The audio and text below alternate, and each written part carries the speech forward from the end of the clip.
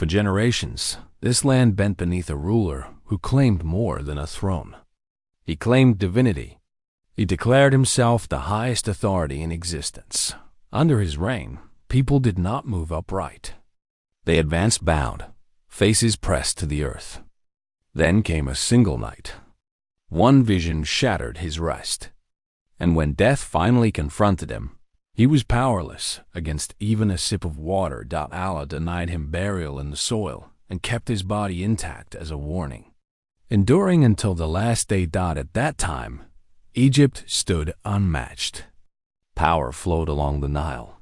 Harvests turned soil into wealth. Trade flourished. Palaces rose not from stone, but from pride. And at the center of it all stood one figure, Pharaoh. His orders were not merely enforced. They were believed. Obedience was not enough. Faith was demanded. He proclaimed, "I am your greatest Lord," and no voice opposed him.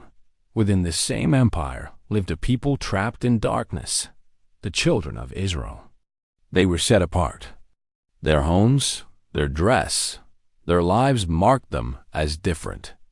They were crushed under bondage.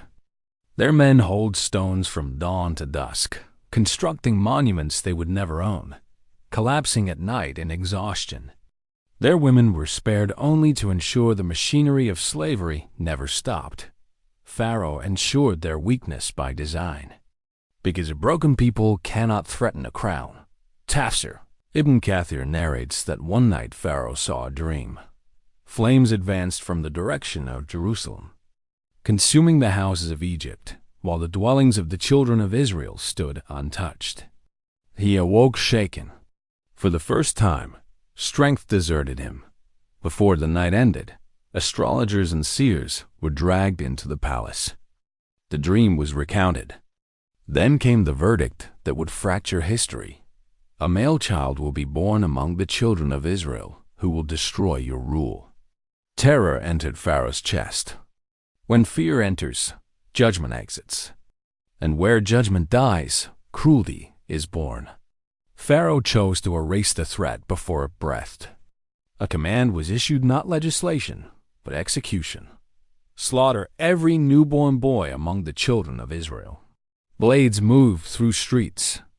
Mothers were emptied of sons. Innocence was erased by the thousands. It was in this shadow that Moses, peace be upon him, was born. His mother lived on the edge of panic. Then Allah placed guidance in her heart. Nurse him. And when fear overtakes you, place him in the river. Do not fear. Do not grieve. We will return him to you. She prepared a small chest and released it into the water. The river carried it onward, a fragile vessel on its surface. She instructed his sister, follow it, watch, stay distant. Asterisk, the chest reached the palace of Pharaoh. His wife, Ajah, saw it and commanded it be opened. When she looked upon the child, Allah placed compassion in her heart. She said without hesitation, do not kill him. He may benefit us, or we may take him as a son. Pharaoh looked at the infant born from the very people he was erasing, and arrogance answered for him. What danger could this child pose? From that instant, his collapse was set in motion. Moses refused nourishment from any other woman. Anxiety spread through the palace. Then his sister stepped forward and said, shall I direct you to someone who can care for him properly? And so the mother who had surrendered her child to the river was returned to him with dignity. Inside the palace itself, years passed. Moses reached full strength. Allah says, when he attained maturity, we granted him wisdom and knowledge. One day, Moses entered the city and found two men fighting, one from the children of Israel, the other an Egyptian. The Israelite cried out for help. The plea struck Moses deeply. He intervened and struck the Egyptian once. The man fell. Lifeless. Moses recognized the gravity of what had happened and sought Allah's forgiveness. Allah forgave him. Egypt did not. Chaos spread. Pharaoh issued the order, execute Moses. A man came running from the far side of the city and warned him, The leaders are conspiring against you. Leave now." Moses fled, afraid yet hopeful, carrying nothing but reliance on Allah. Through barren land heat, hunger, thirst, his prayer never changed. "My Lord, rescue me from the unjust." Eventually, he reached Madian. At a well, he saw men watering their flocks and two women waiting apart. He asked why they stood back. They said, "We wait until the men leave. Our father is elderly." Moses watered their animals, then sat beneath a tree and prayed, "My Lord, I am in need of whatever good you send me." Soon after, one of the women approached and said, "My father invites you, so he may repay you." That father was Prophet Shu'aib, peace be upon him. Moses told his story.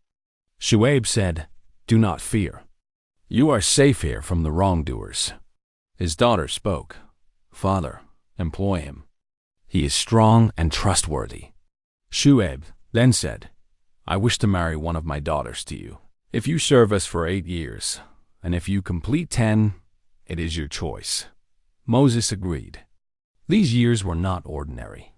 Herding, isolation, endurance, mercy. The heir of Egypt became a shepherd. This is how Allah shapes his messengers.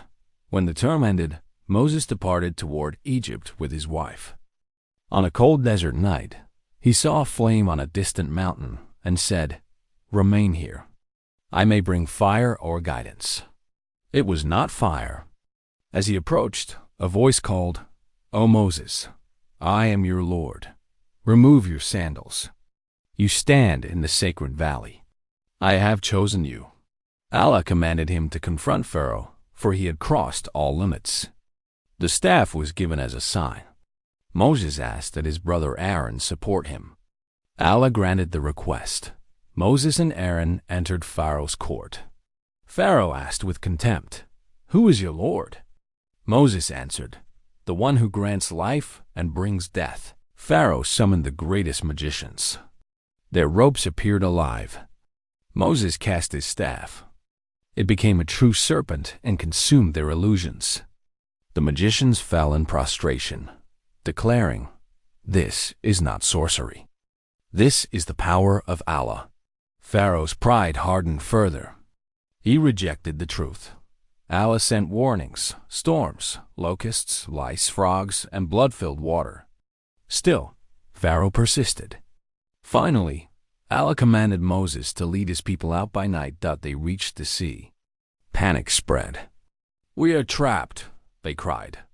Moses replied, "No, my Lord is with me." Allah commanded him to strike the sea. The waters split into towering walls, revealing dry ground. The children of Israel crossed. Pharaoh pursued with his army until the sea closed over them. As he drowned, Pharaoh professed belief. It was too late. Allah declared, "Today we preserve your body so it may stand as a lesson for those who come after."